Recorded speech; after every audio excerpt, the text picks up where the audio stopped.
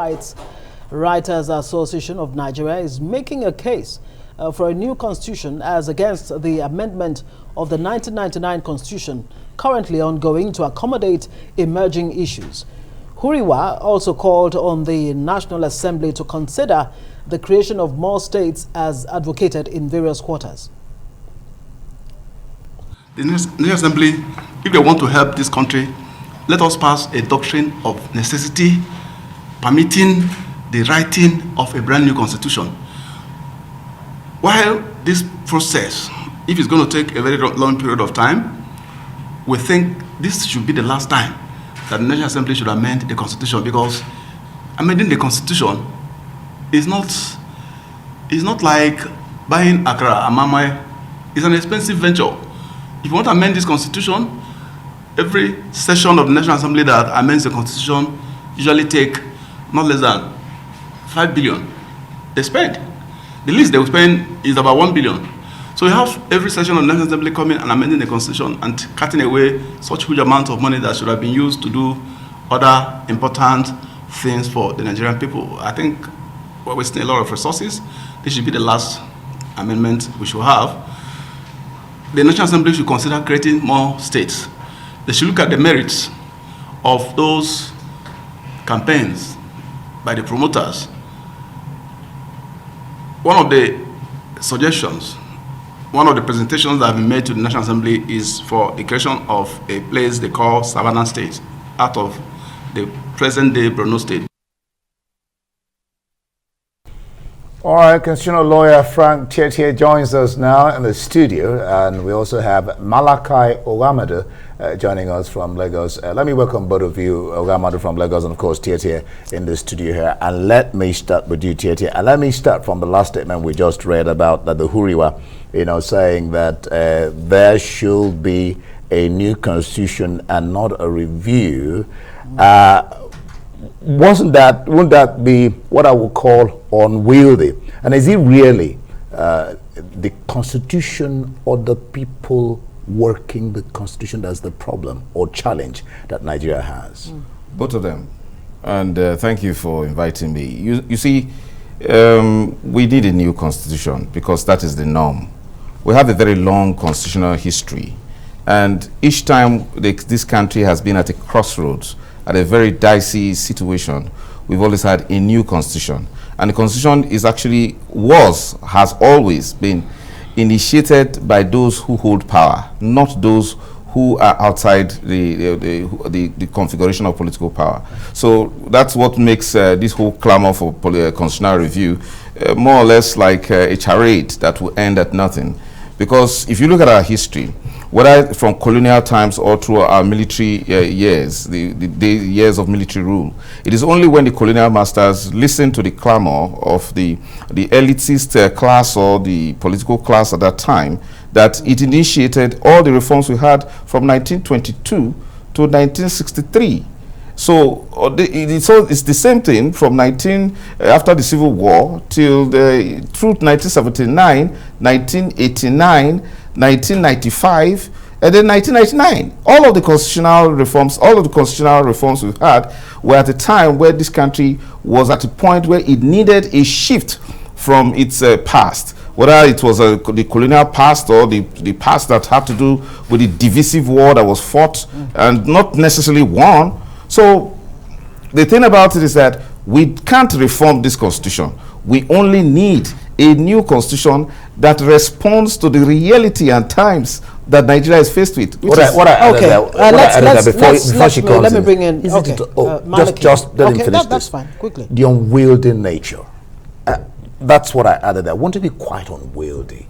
No, certainly not, because that's why I referred you to the history that we've had. It's very clear. Okay. Each time we had critical situations in our national history, we always had a new constitution to address those pressing issues, whether it was the issue of unity or the issue of inclusiveness. Whatever it was, we always had a new constitution. We've had a number of new constitutions, and not this one. This one can't work. After all, it didn't come from the people. All right, let me bring in Malachi UGHAMADU, and I hope that what I'll be hearing from Malachi would not be that we need a new constitution, or that the constitution review that's going on now is a waste of time. Would like to move forward from that point because it's been made over and over and over again. But really, fundamentally, is the constitution really what Nigeria's problem is, or the absence of nationhood, the absence of patriotism? Some people would point at the fact that the UK does not have a written constitution, but it does have a system that works. Well, let me thank you for this opportunity. Let me insist that I must join others in echoing my view regarding what we need. In short, I've just concluded a major work, what I think is a major work, on why we need a brand new constitution, different from what is going on now, which in my view is a jamboree, and pardon my choice of words. This is the fourth alteration that we have had. In 2010 alone, we had two. In 2011, we had one. And in 2018, we had another one. All of these alterations have nothing to do with the core question of reordering this society. Why is it so? It is so because only a segment of the Nigerian population are the ones driving a process that ought to be people-led, process-driven, and people-centered in a way that galvanizes the real will of the people. There is a remarkable difference. This is a very important technical point to make. There is a remarkable difference between law and constitution. In the hierarchy of legislation, they are not on the same pedestal. The parliament, the legislature can make and amend the laws. They cannot amend a constitution. I mean, they cannot create a constitution. And if that is so, it brings us back to the question of the legitimacy of what they're trying to do. So, well, I needed to hammer on that because that is at the heart of this discussion. If you want to talk about attitudinal change, you are talking about improvement on what is expected of a people in a polity. But regarding the soul of the country, the grown norm, that is what we call it. It is above the law. Indeed, every other law draws its legitimacy, its source, its provenance from that constitution. Who makes the constitution? It is the people. All right, I give you just one example. Malachi, let me come in there. Well, the truth is that what we have now is a review going on. So I guess somehow we're going to have to concentrate on that, whether we like it or not. That's just the way it is. And based on that, I'm asking you, it looks like from what the Speaker of the House said, Femi Gbajabiamila, he's throwing it back to the citizens when he says, is it feasible to have a near, and I'm asking, is it feasible really to have a near perfect constitution? Is that feasible? The way Femi spoke, he's throwing it back to you and the man on the street there, who are Nigerians. Listen to Gbajabiamila. With due respect, Gbajabiamila made our case even simpler. Because for political reasons, I think what he intended to say was that we cannot afford tinkering with this fraud and lie. All we needed to do was to grow an autochthonous constitution that derives its legitimacy from the people. And that is what he wanted to say. So when he said a near perfect constitution, he's not talking about an amendment or a constitution the source of which cannot be traced to the people. I believe, sincerely so, that every one of them, Gbajabiamila is a lawyer, he is a colleague, he understands the difference between validity and legitimacy. All right, let me bring it to Frank TIETIE here in the studio very quickly because we don't have much time. Let's even talk about some of the recommendations that we're hearing from this constitution, zonal hearings. Some are saying, they're talking about, more states. Some others are saying we need mergers. So many things. What are you hearing from this? Hearing that that's going on so far? What are you hearing? Is it making sense to you? It's the same old song. It's the same old clamor. And nothing has come out from it, even after the robust exercise in 2014. I need you to understand the difference here. It would have been much different. The expectations would have been much different if it is the government that is driving it. It didn't take quite a lot of debates and zonal hearings for us to have 4 alterations to the Constitution of 1999 Constitution, because the government of the day wanted it.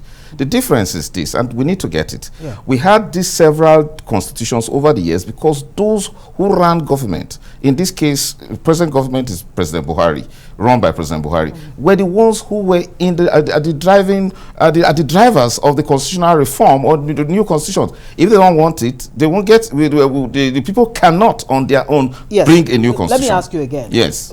The governor of Ondo State, Rotimi Akeredolu, is recommending the scrapping of this.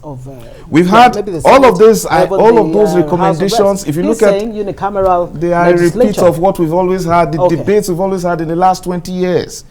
So what you're saying is that we will take some of these recommendations seriously if it is the government of the day that is saying these are the things we want for our people, for there to be stability, for progress and development of our country. I would have thought I would have thought you would have wanted the people to take the bull by the horns. No, because it doesn't work that way. That's being unrealistic. Okay, hold your thoughts there.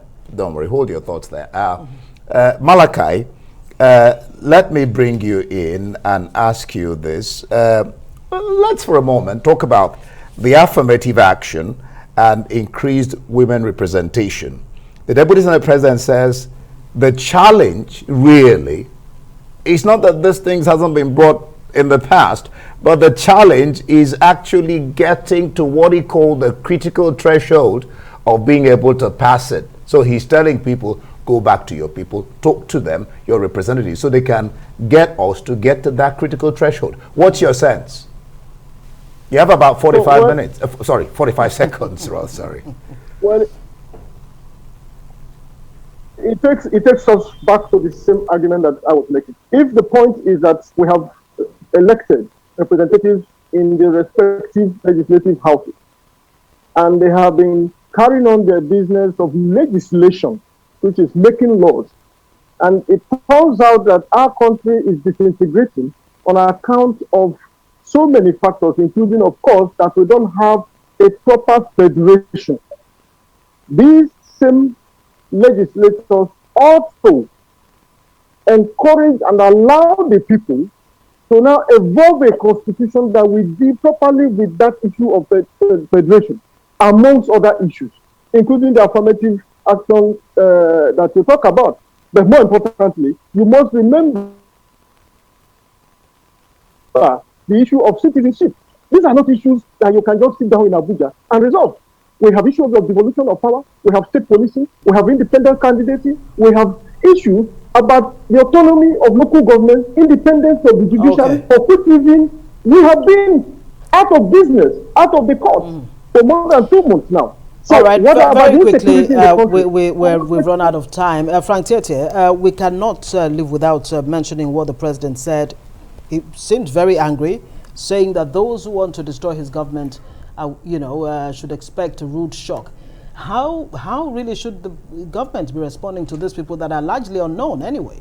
Well, the government should respond by being realistic, by facing the problems by looking at the problems that are actually facing Nigeria. Nigeria is at the precipice of disintegration as a result of ethnic clamors, and then you find a very terrible state of insecurity bedeviling the land space at this time. So the president should deal with those issues. When you talk about an APC government that campaigned that it will immediately establish state police when it comes to power, and 6 years down the line it has not done that. So it's creating the problem. When a governor who has political power cannot, establish any form of security formation to protect the people that voted him to power. We talk as if Nigeria has not worked before. Nigeria has worked. Nigeria worked in the 1960s. When we gained independence in 1960s. Is Nigeria not working Nigeria certainly is not working because government services are comatose. All right. If it's not working, will you be sitting here talking? Is in the doldrums. And Nigeria has challenges. Are losing. No. But we can do the right thing. Gentlemen, we don't have the time. We have to leave it there.